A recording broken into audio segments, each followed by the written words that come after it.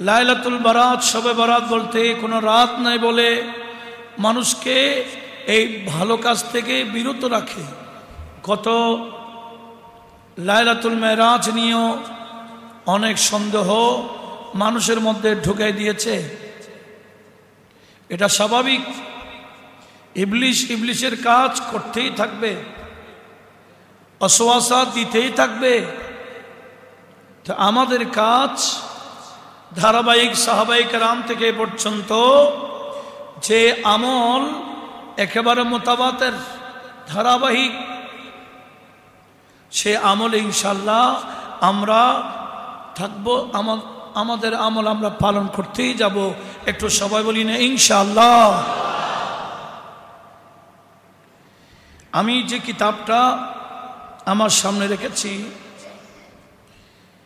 ইমাম ইবনে রজব হাম্বলীর, যারা আলেম আছেন ওনারা জানেন, আলেম ওলামার মধ্যে যারা কিতাব লিখেছেন, সাহেবে তাসানিফের মধ্যে আল্লামা ইবনে রজব হাম্বলীর অবস্থান কতটুকু। সাধারণ জেনারেল যারা, এরা বুঝবে না উনি কত বড় এবং তবকার আলেম।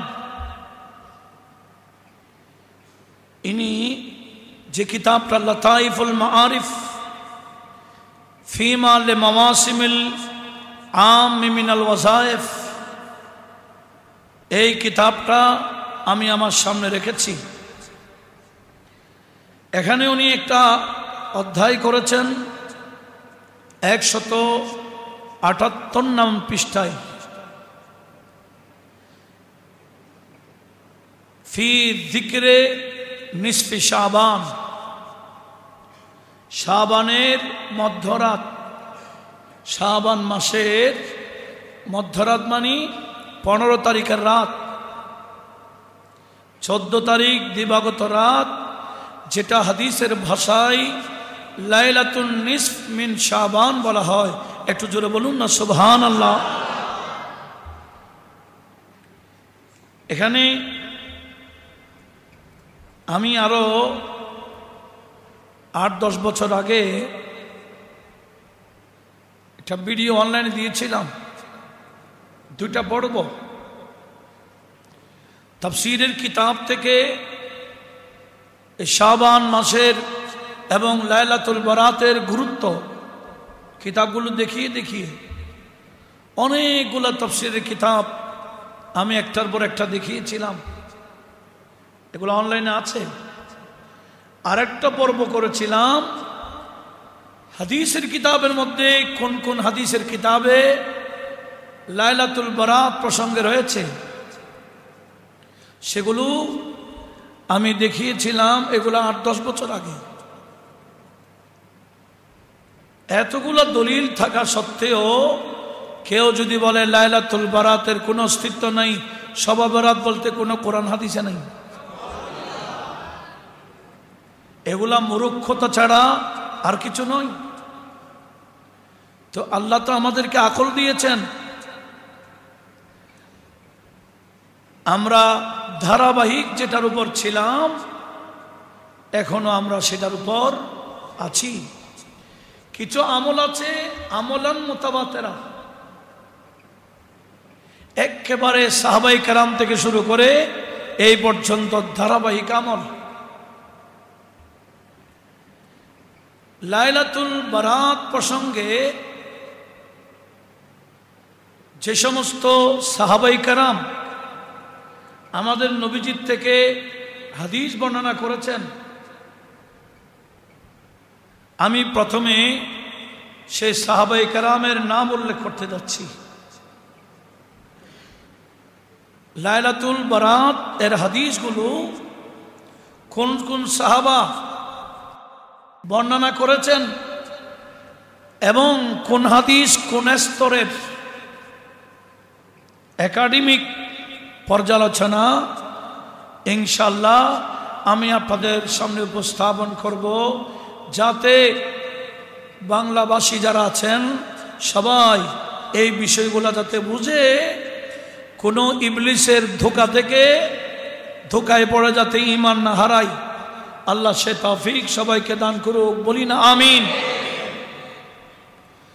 আমি সর্বপ্রথম ওই সমস্ত সাহাবায়ে কেরামের নাম উল্লেখ করছি যারা শবে বরাতের হাদিস আমাদের নবীজির থেকে বর্ণনা করেছেন। এক নম্বর সিদ্দিক আকবর রাদিয়াল্লাহু তাআলা। সিদ্দিক আকবরও শবে বরাতের হাদিস আমার নবীজির থেকে বর্ণনা করেছেন।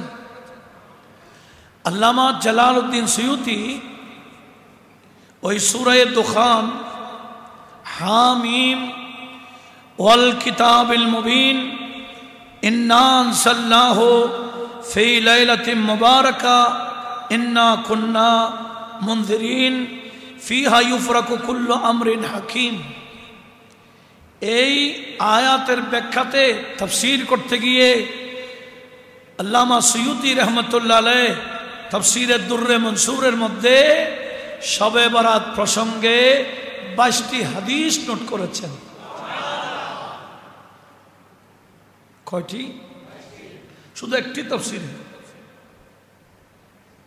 এমনকি উনি ওনার তাফসীরের মধ্যে উল্লেখ করেছেন, সেটি হচ্ছে ওনার তাফসীর না, সাহাবায়ে কেরামের মধ্যে যিনি সর্বশ্রেষ্ঠ মুফাসসির ছিলেন হযরত ইবনে আব্বাস রাদিয়াল্লাহু তাআলা,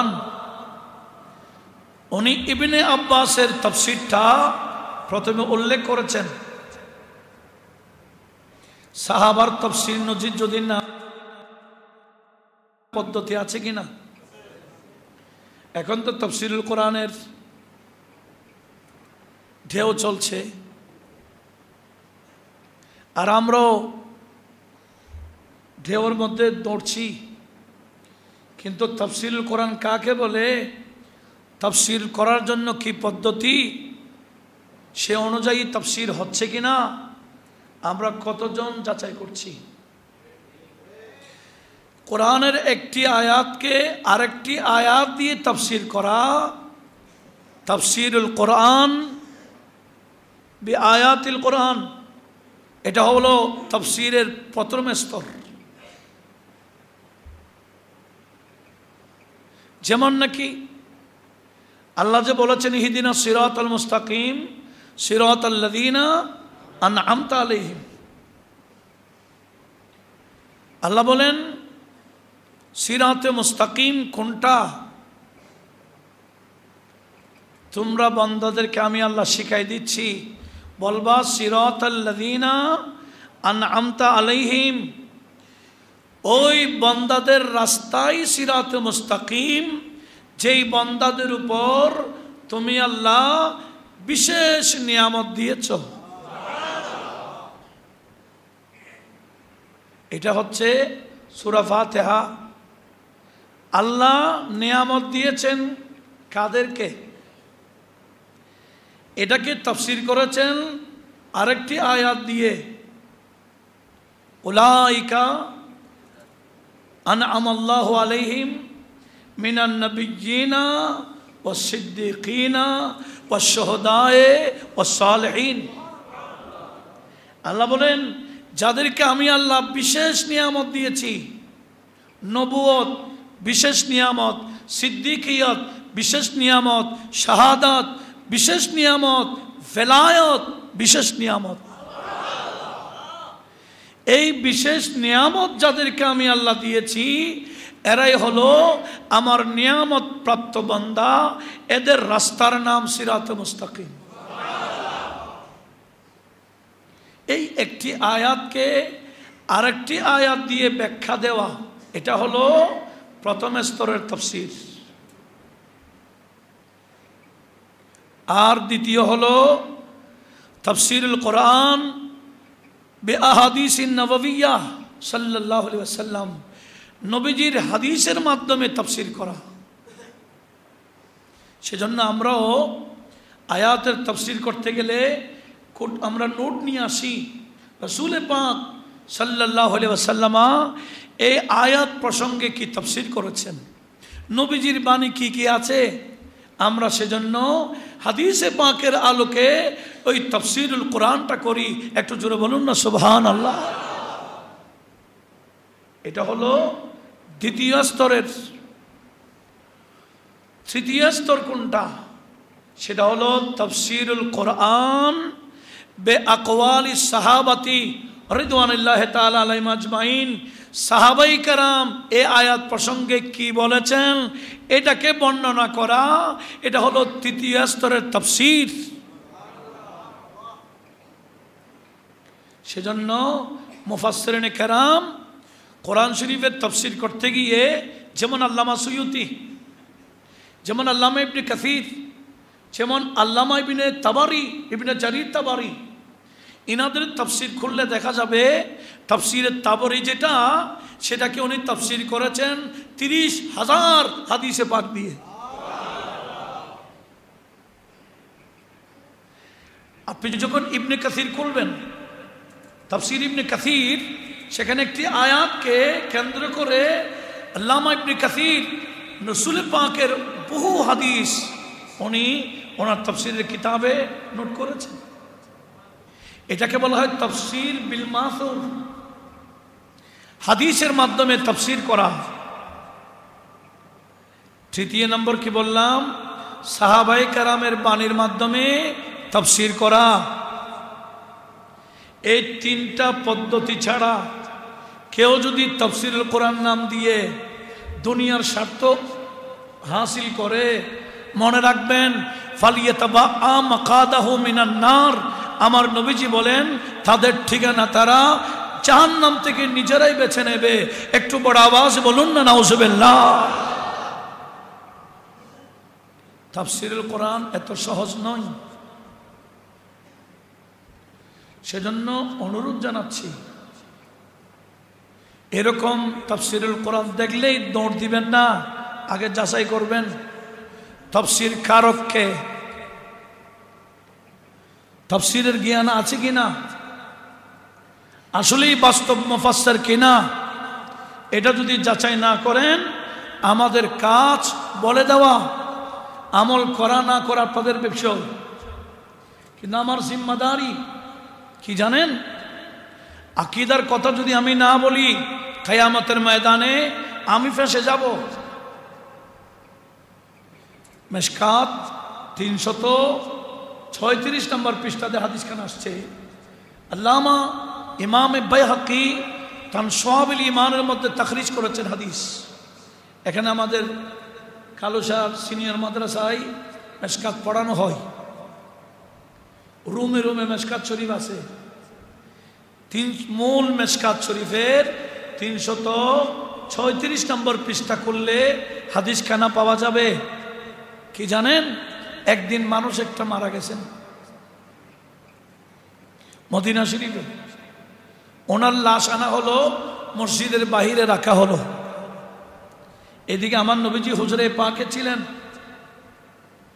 নবীজিকে এতলা করা হয়েছে, ইয়া রাসূলুল্লাহ একজন মানুষ মারা গেছেন, ওনার লাশ নিয়ে আসছি। তো নবীজি হুজরে পাক থেকে বের হলেন।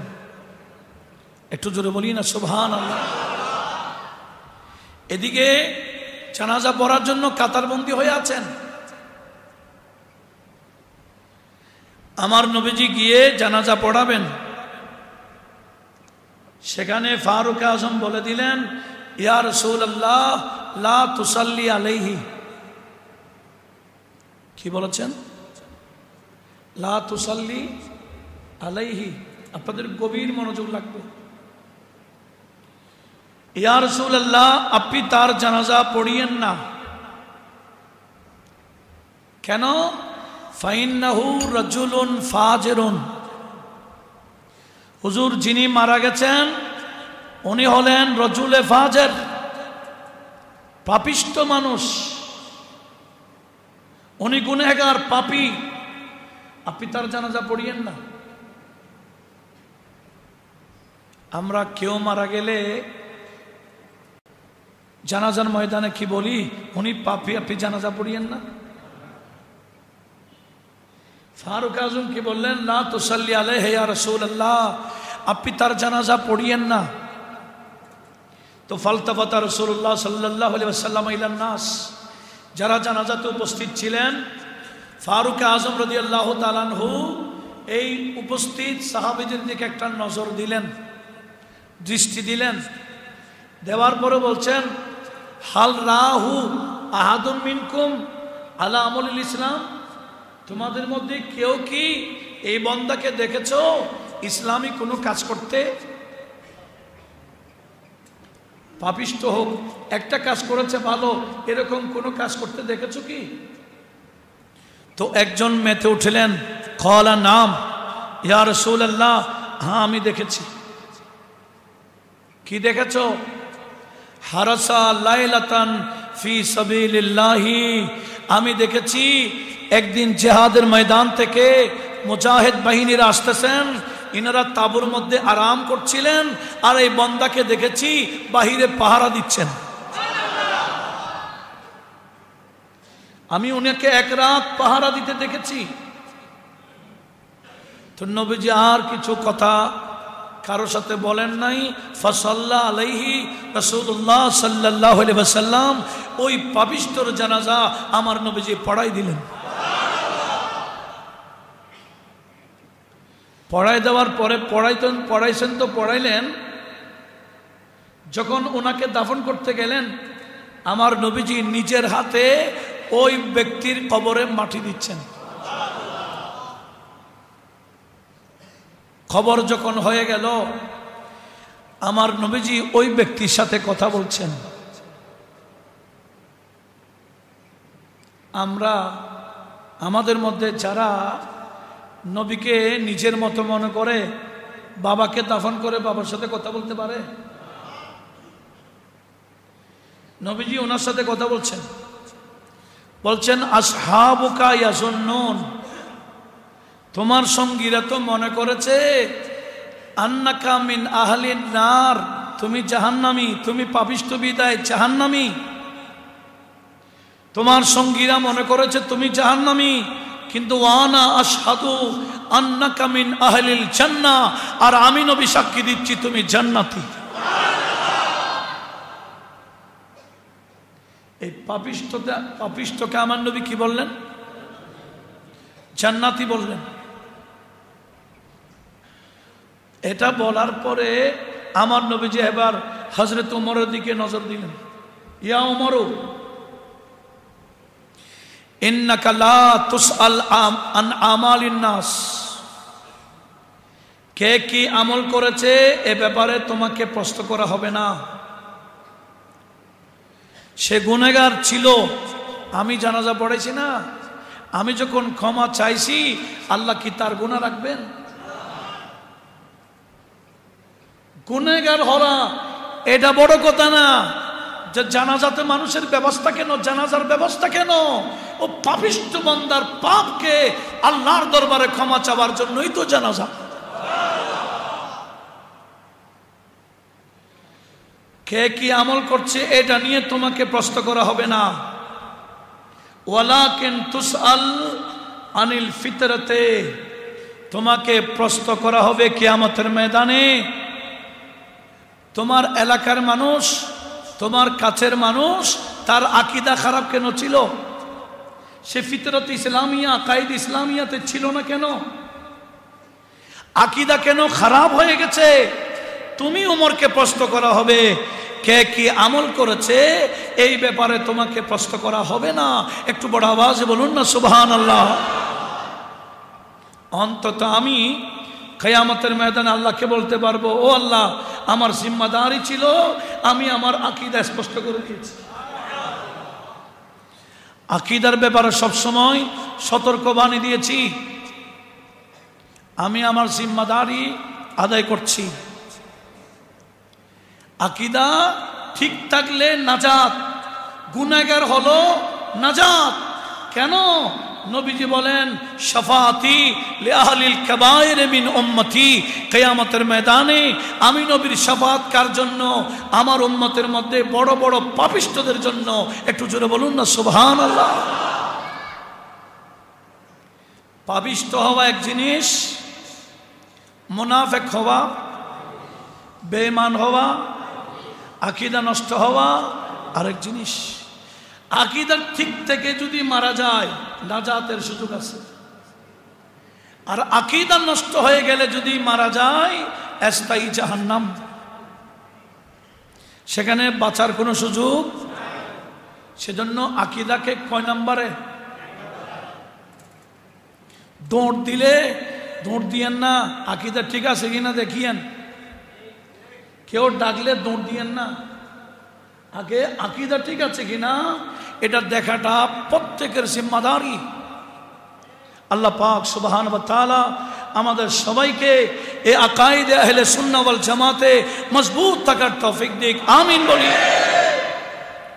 তো তাফসীর 3 নম্বরটা কোনটা বললাম?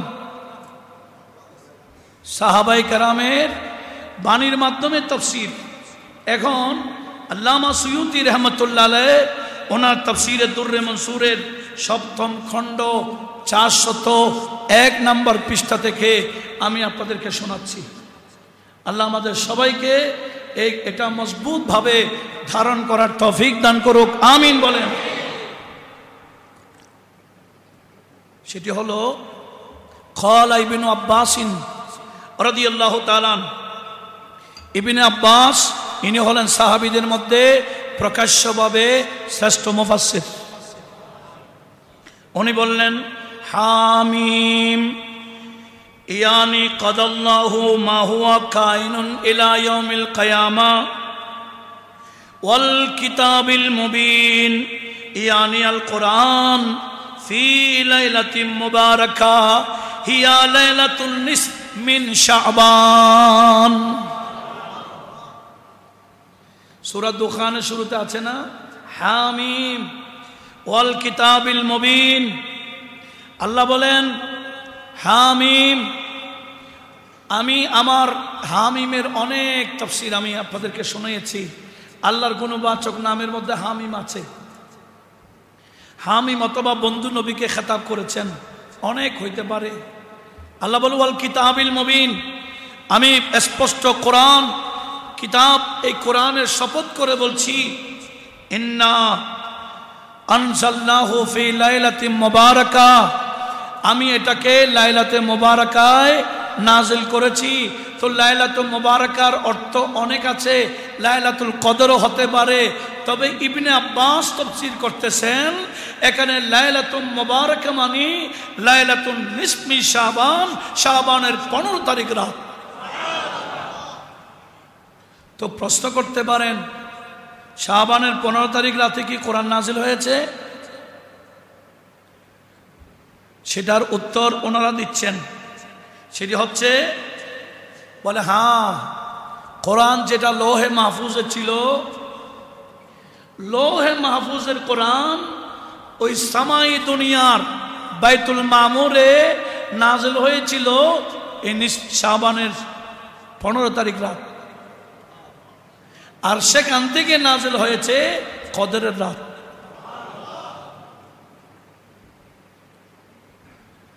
কথা বোঝা যায়? তাহলে এগুলা না বুঝে বলেন নাই নাই কোথায় নাই। তো ইবনে আব্বাস রাদিয়াল্লাহু তাআলা আনহুর বাণী উনি যে তাফসীর করেছেন, এটা কি ফেলে দেওয়ার তাফসীর? ওনাকে শ্রেষ্ঠ মুফাসসির হিসেবে সেই থেকে পর্যন্ত সবাই মেনে নিয়েছেন। তা আপনি না মানলেও কি আসে যায়? কথা বলুন ঠিক না? কেউ না মানলেও কি আসে যায়? ইনি রাইসুল মুফাসসিরিন, সাহাবীদের মধ্যে শ্রেষ্ঠ মুফাসসির হযরত ইবনে আব্বাস বলেন লাইলাতুল মুবারাকা বলতে লাইলাতুল নিসফ মিন শাবান। একটু বড় আওয়াজে বলুন না সুবহানাল্লাহ। এতটুকু নয়, বলা হচ্ছে ওহিয়া লাইলাতুল বারাত, ওহিয়া লাইলাতুল বারাত, এটা হচ্ছে বরাতের রাত। বরাতের রাত মানে বন্টনের রাত। কেন ওই তারিখ বন্টন হয়? কি বন্টন হয়?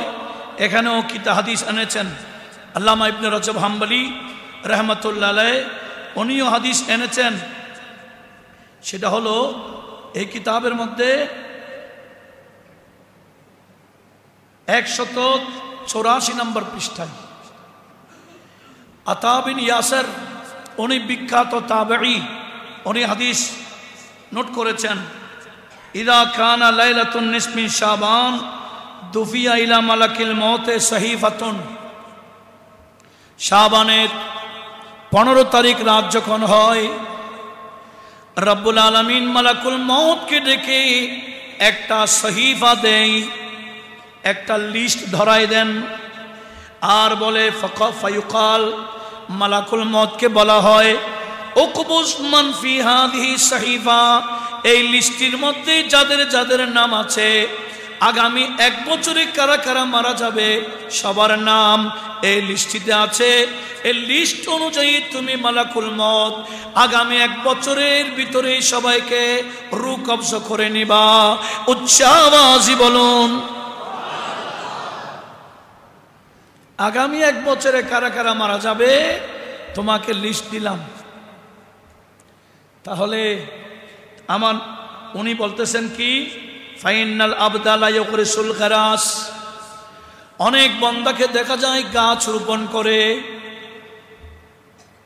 গাছ কেন রোপণ করে? এটা বড় হবে, ফল ধরবে, আমি ফল খাবো, এটাই তো। গাছ রোপণের উদ্দেশ্য কি? ফল খাবে। বলা হচ্ছে কি গারাস, কিছু বান্দা এমনও আছে গাছ রোপণ করে, ওয়ায়ুন কিহুল আজওয়াজ, অনেকে বিয়ে করে, ওয়ায়ুবনিল বুনিয়ান, অনেকে ঘর রেডি করে, কিন্তু ওয়াইনা ইসমাহু কাদ নুসিখা ফিল মাউতা, সে জানে না তার নামটা এই আগামী 1 বছরের মধ্যে কারা কারা মওতা হবে, মুর্দা হবে, এই মুর্দাদের লিস্টের মধ্যে তার নাম উঠে গেল। উচ্চ আওয়াজে বলুন, আমি যদি জানি আমি আগামী শবে বরাত আস্তে আস্তে কবরের ভিতরে ঢুকে যাব, আমি কি বিল্ডিং করব? হাতে তসবিহ নিয়ে বসে থাকবো, যায় নামাজ থেকে উঠবো না? কথা বলুন ঠিক কি না? আগামী 1 বছরের ভিতরে কবরে যাবে, কেউ যদি জানে বিয়ে করবে? এরকম ব্যান্ডশু করে, এতে লক্ষ লক্ষ টাকা খরচ করে ব্যান্ড প্যাকেজ ডিজে এটা সেটা করে করে বিয়ে কি করবে? কখনো করবে না। মা আমি তো আগামী শবে বরাত আস্তে আস্তে কবরে ঢুকে যাব, কিন্তু ফাইনাল মালাকুল মউতের হাতে লিস্ট পৌঁছে যায়। আর আমার নবী বললেন, হ্যাঁ অনেক বান্দা ঘর রেডি করে, কিন্তু সে জানে না তার নাম মালাকুল মউতের হাতে পৌঁছে গেছে। সেজন্য আমার নবীজি বলেন, উম্মত সবসময় এমনভাবে চলবা তুমি দুনিয়ার মধ্যে কান্নাকা করিবন, তুমি মুসাফিরের মতো দুনিয়াতে জীবন যাপন করিও। কিসের মতো? আচ্ছা কোথায় আপনি সফরে গেলে ঘরে যা আছে সব নিয়ে যান? ঘরে যা আছে সব নিয়ে যান, ব্যাংকে যা টাকা আছে সব নিয়ে যান। কতটুকু নিয়ে যান? যতটুকু প্রয়োজন। তো নবীজি বলেন, তুমি গোটা জীবনটাই নিজেকে মুসাফির হিসেবে গণ্য করো, যতটুকু প্রয়োজন ততটুকু রাখো, আর বাকিগুলো আল্লাহর রাস্তায় খরচ করে দাও, দেখবে এটা তোমার প্রস্তুতি হয়ে গেছে। এখন তো আমরা টাকার জন্য দৌড়ি, ইমানদার ডাকলেও দৌড়ি, বেঈমান ডাকলেও। কিসের জন্য? টাকার পাহাড় চলছে। কারণ একটা মাহফিল করবে, সেটাকে নিয়ে অফলাইন অনলাইনে শুধু টাকাই নিচ্ছে। শুধু কি টাকা দাও, দিতেই হবে, না দিয়ে উপায় নেই। এটার নাম কি শরিক করা না চাঁদাবাজি করা? ইসলাম চাঁদাবাজির নাম নয়। আল্লাহ আমাদের সবাইকে এই বিষয়গুলোকে সামনে রেখে বাকি জীবন শুধরাবার তৌফিক দান করুন। কি বলছিলাম? এই টাকা কয়দিন খাবেন? টাকা জমা করলো কয়দিন থাকবে? নিঃশ্বাস বন্ধ হয়ে গেলে টাকার জায়গায় টাকাই পড়ে থাকবে, বিল্ডিং এর জায়গায় বিল্ডিং দাঁড়িয়ে থাকবে। আমাকে আপনাকে সে অন্ধকার কবরে স্থায়ীভাবে সেখানে ঢুকাই দিবে। সেখান থেকে কিয়ামতের ময়দান উঠবো, এদিকে আসার সুযোগ নাই। সেজন্য আমাদের উচিত এই আখিরাতের জন্য প্রস্তুতি। আমার আল্লাহ বড় দয়া করেছেন। লাইলাতুল বারাত, এই লাইলাতুল কদর, এগুলা দিয়ে দিয়ে আমাদেরকে আমাদের গুনাহ মোচন করা, আমাদের সওয়াবের পাহাড় করে নেওয়ার জন্য আল্লাহ পাকের কুদরতি ব্যবস্থাপনায় এই অফারগুলা দিয়েছেন। কিন্তু দুঃখের বিষয়, এখনো অনলাইনের মধ্যে মানুষকে মিসগাইড করা হচ্ছে। শবে বরাত বলতে কোনো রাত নাই, অথচ রইসুল মুফাসসিরিন ইবনে আব্বাস বলেন লাইলাতুন নিসফ মিন শাবানের অপর নাম ওহিয়া লাইলাতুল বারাত। একটু জোরে বলি না সুবহানাল্লাহ। শবে বরাতের কিতাবের মধ্যে ফতোয়ায়ে দারিস সুন্নাহ 147 নং পৃষ্ঠার মধ্যে আসছে এই লাইলাতুল বারাতের অনেক নাম রয়েছে। এক এক গুণে উনি হাফেজ, উনি আলেম, উনি মুহাদ্দিস, উনি এমনও, এক এক নাম, এক এক গুণের এক এক নাম, হয় কি না? তো লাইলাতুল বারাতের মধ্যে আমার আল্লাহ যে গুণ দিয়েছেন সেই গুণের আলোকে লাইলাতুল বারাতের এক একটা নাম হয়েছে। যেমন লাইলাতুল বারাতের একটা নাম হলো লাইলাতুল মুবারাকা, বরকতপূর্ণ রাত। আরেকটার নাম লাইলাতুল রাহমা, রহমতের রাত। আরেকটা হচ্ছে লাইলাতুল বারাত, আরেকটা লাইলাতুল শেখ, আরেকটা লাইলাতুল কিসমত, লাইলাতুল তাকফির, গুনাহ মাফ হওয়ার রাত, লাইলাতুল ইজাবাত, দোয়া কবুল হওয়ার রাত, লাইলাতুল ঈদুল মালাইকা, ফেরেশতাদের ঈদের রাত, ও লাইলাতুল জায়েজা, পুরস্কারের রাত, লাইলাতুল শাফাআ, সুপারিশ কবুল হওয়ার রাত, লাইলাতুল গুফরান, মাফ হওয়ার রাত, লাইলাতুল তাজিম, বড় সম্মানিত রাত, লাইলাতুল ইতক মিনান নিরান, জাহান্নাম থেকে মুক্তি পাওয়ার রাত। একটা রাতের এতগুলো নাম কিতাবে আসতেছে, আর এই জাহেল মুরুক্করা বলে শবে বরাত বলতে কিছু নেই। সেজন্য অনুরোধ করছি, আমি ইনশাল্লাহ শবে বরাত আসা পর্যন্ত এই শবে বরাতেরই আলোচনা করে যাবে ইনশাল্লাহ। এত ব্যাপক আলোচনা শবে বরাত কেন্দ্রিক রাসূল পাক ইরশাদ করেছেন, সাহাবায়ে কেরামও আমল করেছেন। আর বিশেষ করে শবে বরাতে আমরা বিভিন্ন ধরনের ফাতিহা করি কিনা? করি। খাজানাতুর রাওয়ায়াত কিতাবের নাম, এটা আরো 500 বছর আগের কিতাব।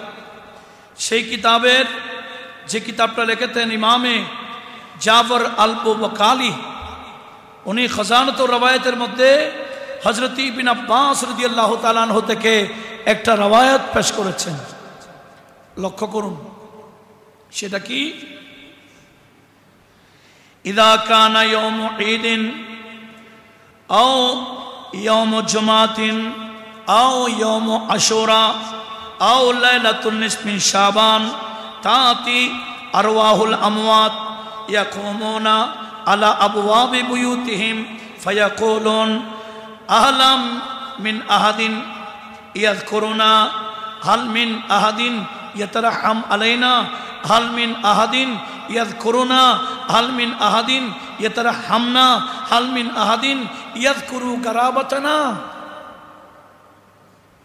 নবীজি বলেন, উম্মত শোনো, কিছু বিশেষ রাত আছে যারা মারা যায় ওই বিশেষ রাতে তাদের রূহগুলো তাদের ঘরের বরাবর উপরে শূন্য আকাশ থেকে ঘরের যারা অধিবাসী তাদের औलाद ফরজন্দকে ডাক দেয়।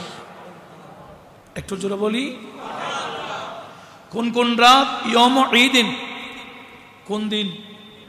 ঈদের রাত, আর জুমার রাত, আশুরার রাত, লাইলাতুন নিসফ মিন শাবান, শাবানের 15 তারিখ রাত, যেটাকে লাইলাতুল বারাত বলা হয়। নবীজি বলেন তাতি আরওয়াহুল আমওয়াত, সে রাতগুলাতে যারা মারা গেছেন ইনাদের রূহগুলো আসে কোথায়? ইয়াকুমু আলা আবওয়াবে বুয়ুতিহিম, তাদের ঘর বরাবর উপরে অবস্থান করে। আমরা কি দেখি? কি বলে? ফায়াকুলুন, এরা বলে হাল মিন আহাদিন ইয়াযকুরুনা, তোমাদের মধ্যে কেউ কি আছো আমাদেরকে স্মরণ করবা? হালমিন আহাদিন ইয়াতারাহাম আলাইনা, তোমাদের মধ্যে কেউ কি আছো আমাদের উপর রহম করবে? কেউ কি আছো আমাদের গরিবী অবস্থার উপর রহম করবে? এরকম করে মুরব্বীদের রূহগুলো আমাদেরকে ডাকে। সেজন্য ওনাদের উপহারের ব্যবস্থা করা হয় কি দিয়ে? আর একটু জুড়ে বলুন। ফাতিহা দেওয়া মানে মুরব্বীদের ইসালে সওয়াব। তো ফাতিহাতে হালুয়া রুটি কেন? বলে এটা তো বেদাত। আমার হালুয়া রুটি বেদাত কে বলছে? হালুয়া রুটি সুন্নাহ। হালুয়া রুটি কি? আমার নবীজি কি খাইতেন? রুটি। আর বুখারী শরীফে তাকরারে হাদিস হয়েছে, ওয়াকানা রাসূলুল্লাহ সাল্লাল্লাহু আলাইহি ওয়াসাল্লাম ইউহিব্বুল হালওয়া ওয়াল আসলা, আমার নবীজি হালুয়া এবং মধু এটাকে পছন্দ করতেন। হালুয়াকে বেদাত বলিয়েন না, হালুয়া এটা নবীজির পছন্দনীয় খাবার। সেজন্য বুজুর্গানে দিন বলছে, তো ফাতিহা কোথায় দিবা? বলেন নবীজির পছন্দনীয় খাবারে দাও। সেজন্য ইনশাআল্লাহ ধারাবাহিক আরো শোনার দরকার আছে কিনা? আমি হাদিসে এখনো যাই নাই, 22টা হাদিস আছে না? ইনশাআল্লাহ আমি ধারাবাহিক বলবো। আল্লাহ পাক সুবহানাহু ওয়া তাআলা আমাদের সবাইকে এই কোরআন সুন্নাহ অনুযায়ী বাকি জীবন চলার তৌফিক দান করুন।